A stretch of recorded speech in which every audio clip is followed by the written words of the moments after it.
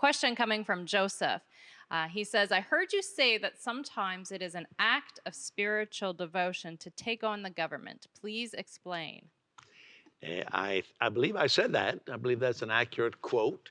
And let me put it this way. We don't believe in anarchy, lawlessness, or just rebellion in general. No, we pray for those who are in authority.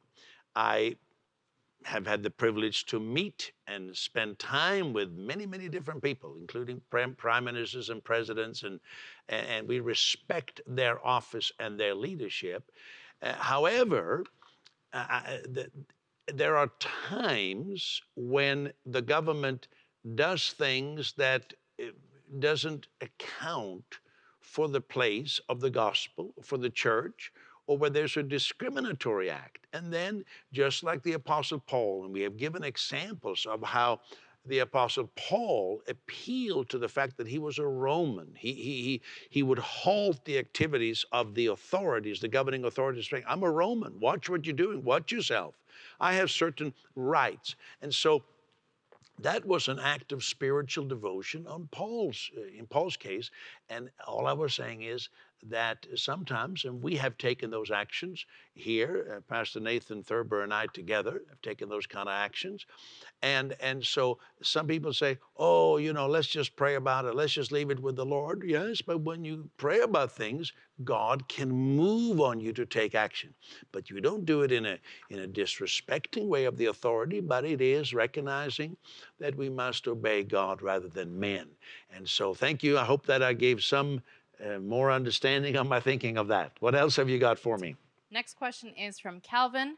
Some preachers say they never ask for money, while others seem to be very quick to ask for money. I like your television program, but I know you do ask for money. What do you think about this? Yeah, sometimes, there are preachers who say that. Oh, we never ask for money. And if you say, well, how is that possible? Well, maybe somebody gave a huge inheritance, $100 million or something.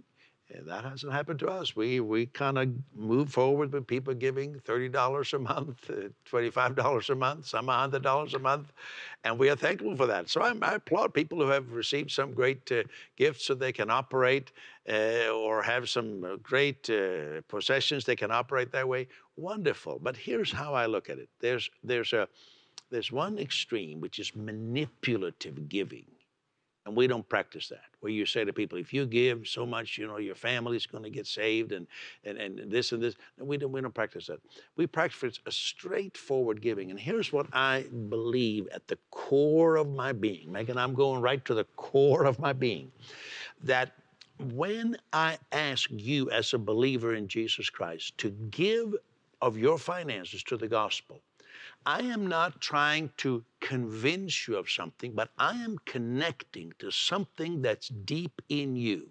There is an awareness. I need to be a part of something that advances this gospel that has brought salvation to me, to others. So I view it as that it is an opportunity I'm presenting. And that's why we never beg. That would be below what we should do. But we are, as the Bible gives examples, Paul, the apostle, asked for money, and it seems Jesus had contributors from the scriptures. And I don't see it as I'm trying to pull something over on you, not at all. I would never want to do that. But there's something deep in every believer that says, I want to have the faith to participate in getting this gospel to people.